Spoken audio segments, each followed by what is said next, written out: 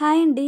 ఈరోజు మన వీడియోలో వచ్చేసరికి మిర్చి బజ్జీ. మిర్చి బజ్జీని స్ట్రీట్ స్టైల్‌లో సింపుల్ అండ్ క్రిస్పీగా ఎలా చేసుకోవాలో చూసేద్దాం. చాలా అంటే చాలా క్రిస్పీగా ఉంటే ఒక్కసారి ట్రై చేయండి. సో, ముందుగా ప్రాసెస్‌లోకి వెళ్తే ఒక బౌల్‌లోకి 1 కప్పు ఇలా శనగపిండిని తీసుకోవాలి. కొంచెం సాల్ట్ అదేవిధంగా బేకింగ్ సోడాను కూడా వేసుకొని కొంచెం కొంచెం వాటర్ వేసుకుంటూ మంచిగా మిక్స్ చేసుకోవాలి. సో, మనం దోస పిండికి ఎలా కన్సిస్టెన్సీగా కలుపుకుంటామో అలా కలుపుకోవాలి. జారుగా కలుపుకుంటేనే మిర్చి బజ్జీ బాగా పర్ఫెక్ట్‌గా వస్తాయి. సో, కొన్ని వామును కూడా ఇలా మంచిగా క్రష్ చేసి వేసుకోవాలి. ఇలా మరొకసారి మంచిగా మిక్స్ చేసుకోవాలి. మనం మిరపకాయ బజ్జీలను ఇలా తీసుకొని లోపల సీడ్స్ కారంగా కావాలంటే ఉంచుకోవచ్చు.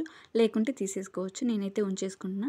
ఇలా మంచిగా కట్ చేసి పెట్టుకొని పక్కన పెట్టేసుకోవాలి. మరోవైపు డీప్ ఫ్రైకి సరిపడా ఆయిల్‌ని కూడా వేసుకొని మంచిగా హీట్ అయిన తర్వాత సో, మిర్చి బజ్జీని ఇలా నేను వీడియోలో చూపిస్తున్న విధంగా మంచిగా ఇలా ముంచి వేసుకోవాలి.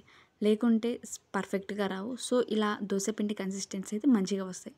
సో, ఇలా ఒక్కొక్కటిగా యాడ్ చేసుకుంటూ సో, ఆయిల్ అనేది ఎక్కువగా హీట్ అవ్వకూడదు. అలాగని అసలు హీట్ అవ్వకుండా ఉండకూడదు.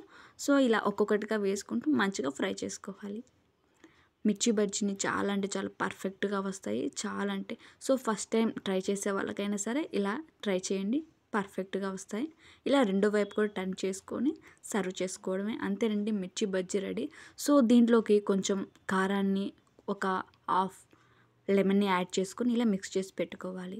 సో, మనం ముందుగా వేసుకున్న మిర్చి బజ్జీని ఒక్కసారి మళ్ళీ కట్ చేసుకొని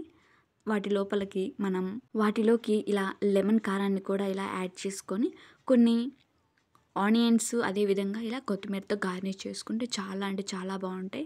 సో, గుంటూరులో మిర్చి బజ్జీ ఎంత ఫేమస్సో సో, సేమ్ అదే స్టైల్‌లో అయితే వస్తాయి. చాలా అంటే చాలా క్రిస్పీగా ఉంటాయి. లోపల సాఫ్ట్‌గాను చాలా అంటే చాలా బాగుంటాయి. ఒక్కసారి ట్రై చేయండి. సో, ఫస్ట్ టైం ట్రై చేసినా కానీ చాలా పర్ఫెక్ట్‌గా వస్తాయి. ఇలాంటి మంచి మంచి సింపుల్ అండ్ టేస్టీ రెసిపీస్ కోసం మన ఛానల్‌ని లైక్ చేయండి, షేర్ చేయండి, సబ్స్క్రైబ్ చేసుకోండి.